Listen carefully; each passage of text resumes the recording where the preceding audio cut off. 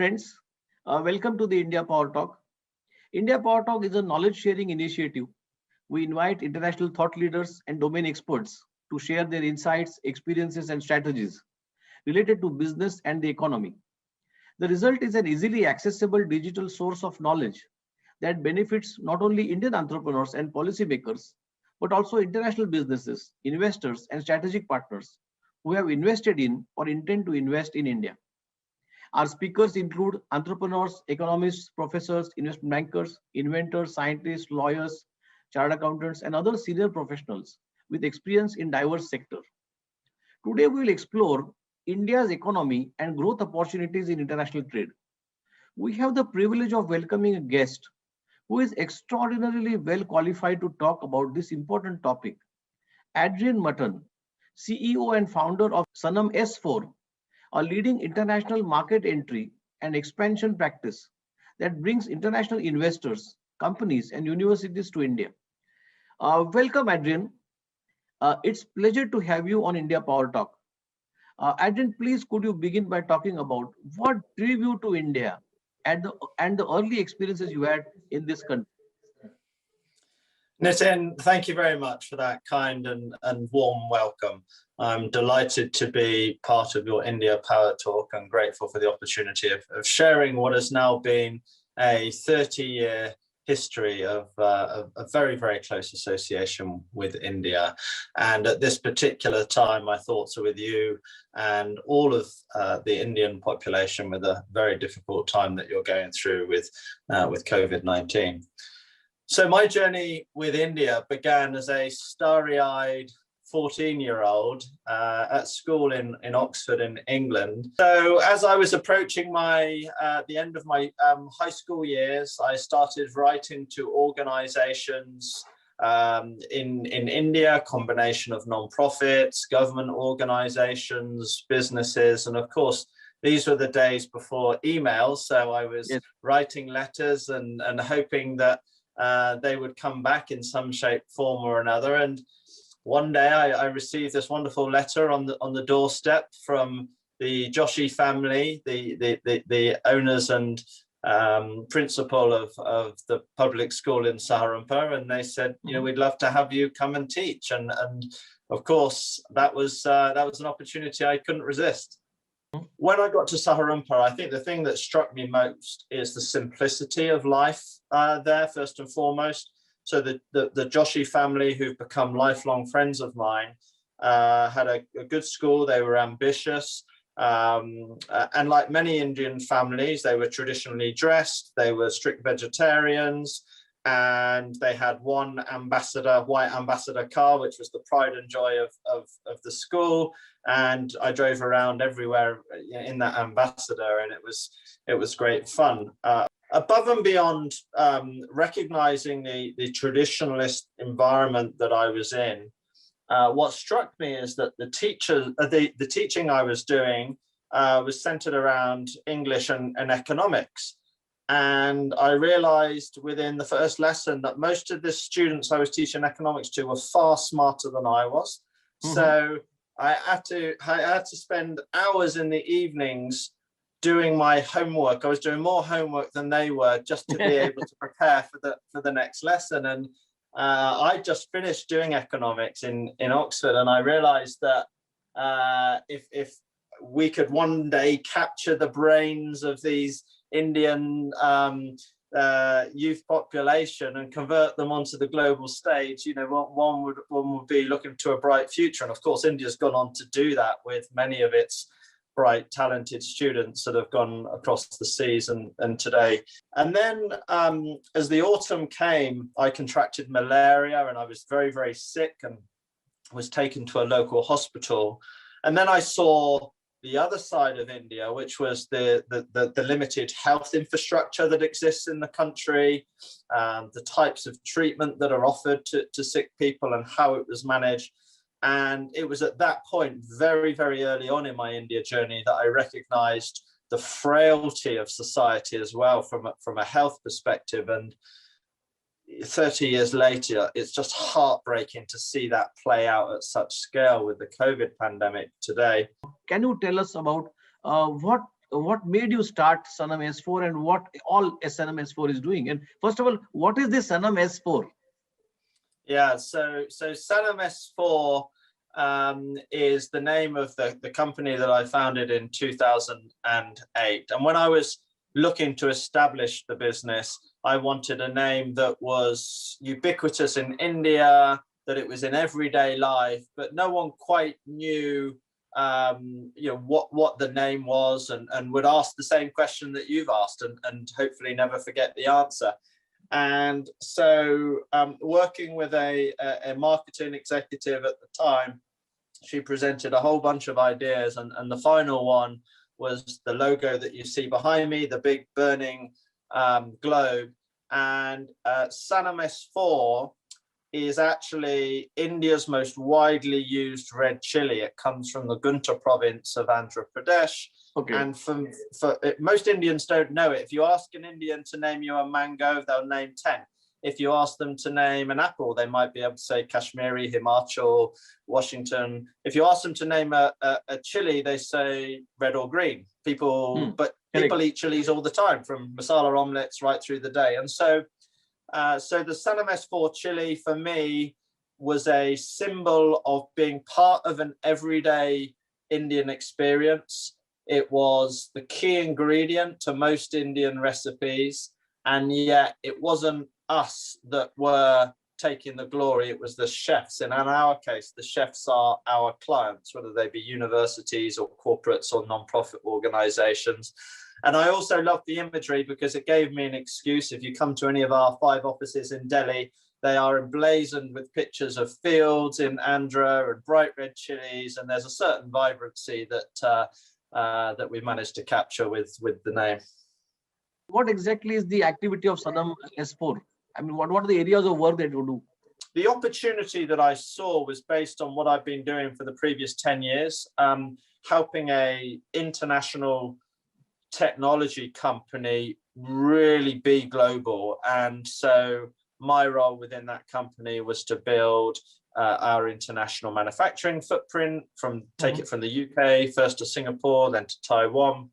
We opened up distribution and development centers around the world. We opened up sales offices. And that was a really interesting learning experience. I was still very young in those days. And I thought to myself, there must be an easier way to internationalize a company than all of this pain that organizations go through, whether it be HR, tax, governance, etc. And so that was the idea, that recognizing companies were going to come into India in their plane loads, who was really going to look after them? And after quite a lot of research, I felt that there was an opportunity for me to play a role there. Can we move to the COVID situation? What India has learned to learn from the past successes and failures, and particularly, I would really love to know from you as to how did you shifted Sannam S4's focus during the pandemic? Yeah, so firstly, I reflect back on those very early days in Saharumpa, where I was hospitalized with malaria, and I had first-hand exposure to the medical infrastructure. And I was also a teacher, so I had first-hand experience to India's education system in 30 years ago.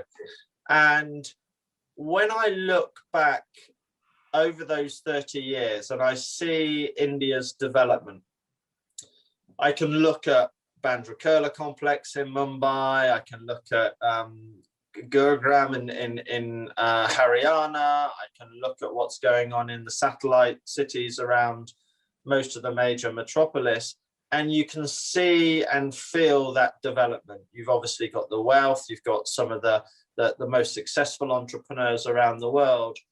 But when I look back at where India was 30 years ago vis-a-vis its healthcare and education, yes, there have been some wonderful success stories. There are some fabulous healthcare companies, Fortis and Max and Apollo, of course, yeah. And there are some wonderful schools. The IITs have produced some of the brightest people on the planet, without doubt. There are some fabulous private universities now. And I feel that India's healthcare and education system, despite tremendous brain power, despite tremendous goodwill, has not yet caught up with India's development agenda. And there's a role for all of us to play in making sure that this is the wake-up call that everyone needed. Yes. And so through the pandemic, what Sannam S4 has done has doubled down on its efforts to ensure that we are serving India's education community as effectively as possible by bringing in world-class technology that can enable a combination of on-campus and remote learning. So hybrid learning can be deployed, or through the cases of many lockdowns, full remote learning is effective and efficient.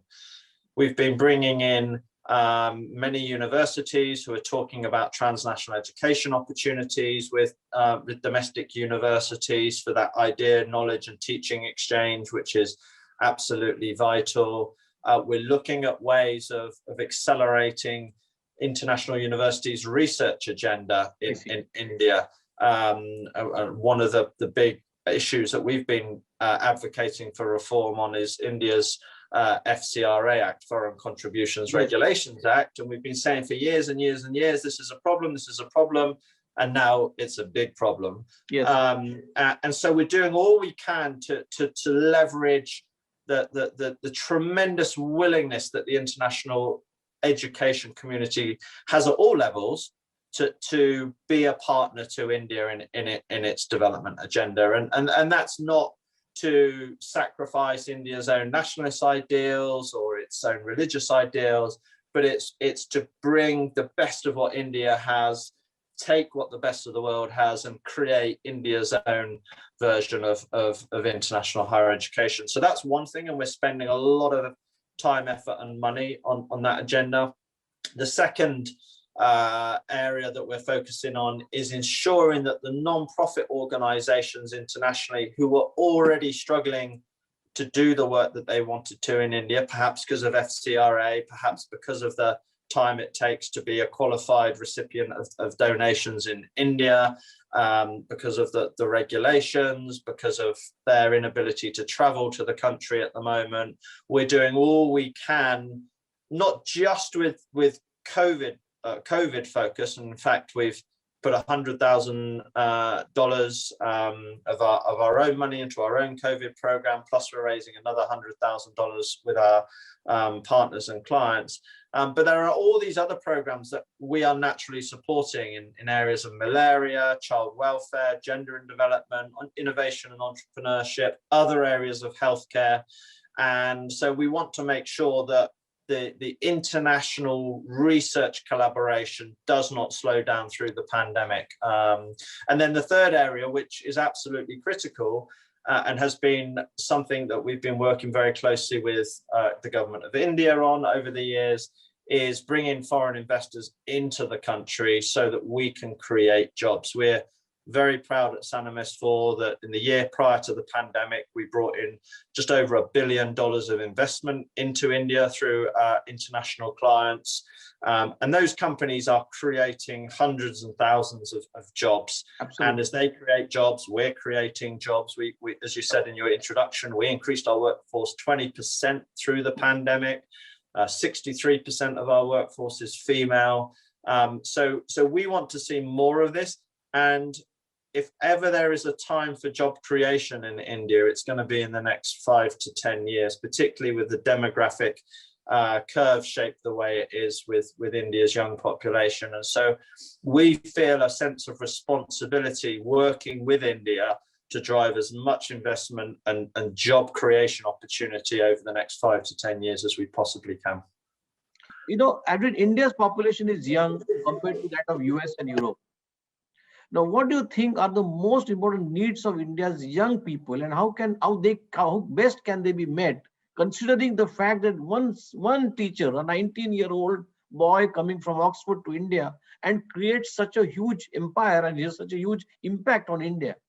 One has to give India's young population the opportunity to be the best possible version of they can in whatever shape or form that is, whether it's in the arts, whether it's in music, whether it's in, of course, all of the high growth technology companies that are there.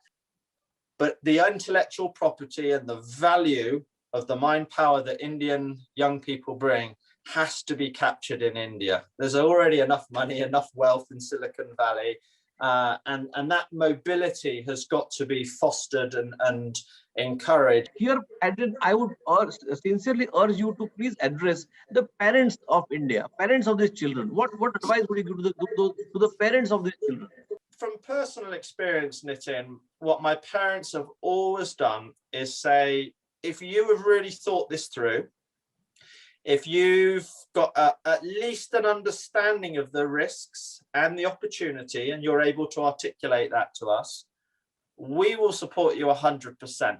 And if you walk out of this door and you succeed, we'll be the proudest parents you Absolutely. can ever imagine. If you fail, we'll still be the proudest parents because Absolutely. you had the guts to go out there and try it. And so whatever you do, we'll either be there with a safety net for you to fall on or a champagne bottle to celebrate with you. So, off you go. And they've just given me that opportunity to explore, to travel, and to take a step further into the unknown that I think many parents don't allow their children to take. And I would encourage all parents to be like mine and just let their child take that extra one or two steps that they really do feel naturally anxious about. It is well documented, Adrian, that the fact that educating and empowering women is one of the most effective approaches to lifting families out of poverty. So what policies and measures could you feel should you put in place in India to help women realize their potential? And particularly, in India, we really need to work on this area. So, and what can the business community do to help this? We employ, as I said, 63% women at Sannam S4, something we're very proud of, and continuing to invest in female leadership development programs, flexi work, giving women opportunity who don't want a full-time job but still want to be economically active and independent and stimulated. And we've had to build in quite a lot of additional pastoral care to ensure that those women are, from our perspective, where we can as a business, given a little bit of extra space to manage those domestic affairs in a way that I just think with the pace of the pandemic, with how it's all played out, no one's just really given a voice to them. And if you look on the political stage in India, who is really out there lobbying for women? It's just not happening. There isn't a strong enough voice politically that's supporting women through the pandemic, and I think that's something that hopefully will be one of the lessons that is learned through this dreadful period that we're all experiencing. You are now located in Washington, D.C. I mean, what do you miss most about living in India? I mean, could you please share? You have shared so many fantastic memories, but still, some fondest memory? I miss, my Indian friends and my colleagues, because we're a very close team, and Zoom has been helpful, but it's not a substitute for just spending time with each other. And I'm a big Indian foodie, so I've spent far too much money importing papad and pickle and bel puri and all sorts of things from India that keep arriving through the post. And my wife is kind of now just resigned to the fact that our fridge is going to look like the fridge of a restaurant in the Taj in Delhi. One message, Adrian, you would have for India from Washington? I've been through 30 years of India's recent history, and so I've seen India face these challenges, and on every occasion it has arisen stronger. This is the toughest situation India has faced, certainly in the 30 years that I've been involved in the country. But I know India will emerge a stronger civilization and a stronger country. What I hope, Nitin, is that this is the opportunity, the really one big opportunity for everyone, including those of us that play a role in India, development internationally are honest about where the priorities should be over the next 10 years. And are not just looking at the skyscrapers of Mumbai or Delhi or Hyderabad or Bangalore, but we're looking at education, we're looking at healthcare infrastructure, we're looking at the foundations of Indian society that have to be rock solid. One has a responsibility, all of us have a responsibility of sitting down at some point, God willing, as soon as possible, as this pandemic is brought under control in India, and say, what can we learn from this last 18-month period, and how do we build India back stronger? And it will grow stronger. It's just a question of how strong, how prominent, and we all have a responsibility in contributing towards that journey. Adrian, I just cannot thank you enough. I'm for the first time in my 20-hour talks, I'm feeling loss of words to thank you for the incredible, passionate work that you have done in India. Every word that you speak, every breath that you take, it speaks about India and its well-being. And we all Indians are highly indebted to you.